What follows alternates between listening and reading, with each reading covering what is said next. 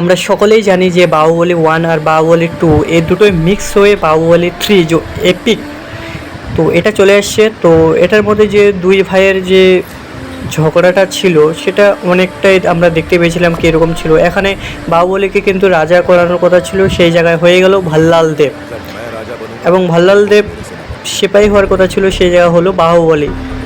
তো এটা এক নম্বর পয়েন্টে গেল, ঠিক আছে।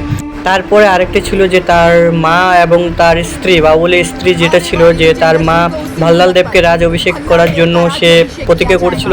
সেই সময় তার স্ত্রী, বাহুবলীর স্ত্রী বলেছিল যে তুমি এই দেশের রাজা হবে, এবং সেটা মান রাখার জন্য সে অনেকটাই ভয়ঙ্কর রূপে পরিণত হয়। এইভাবে চলতে চলতে তারপর রাজগামী ভাল্লাল দেবের সঙ্গে একটি প্রতিজ্ঞা করেছিল যে বাহুবলী যে মেয়েটিকে ভালোবাসে তাকে সে দিয়ে দিবে।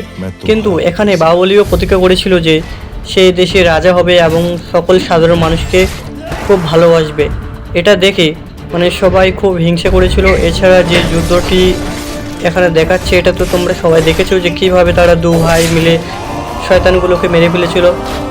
তারপরে তার ভাই নিজেই এক ভয়ঙ্কর শয়তান রূপে পরিণত হয়, এবং তারপর রাজগামীকে তারা অনেক পরিকল্পনা করে কাটাপ্পা যে ছিল বাহুবলীর মামা কাটাপ্পা, তার হাত দিয়ে বাহুবলীকে মেরে ফেলা হয়েছিল। এবং তারপরে তার যে সন্তান, সেই সন্তানকে বাহুবলীর মা তুলে ধরেছিল, সেটাই এই মহেন্দ্র বাহুবলী নামে পরিচিত। যে প্রথম যে বাহুবলী পার্টটা ছিল সে তার মধ্যে দেখা গিয়েছিল এই মহেন্দ্র বাহুবলীকে। তো এইভাবে হওয়ার পরেই এখানে যুদ্ধটা কিন্তু থেমে গিয়েছিল, অবশ্যই এটা আমরাও জানি শেষে কী হয়েছিল। কিন্তু এখন এটা কি করবে সেটা আমরা জানি না, যে এই দুটো মিক্স করে কি করবে। আমার মনে হয় যে এই দুটোই মানে 2 ঘন্টা 4 ঘন্টায় মিক্স করে পুরোটাই 4 ঘন্টা একটা ফিল্ম তৈরি করবে।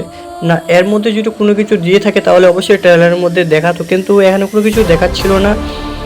তো জানি না কি হবে, টুইস্ট আছে কি না। তো তোমরা সবাই অবশ্যই আশা করছি যে তোমরা সবাই দেখবে সিনেমাটি একবার।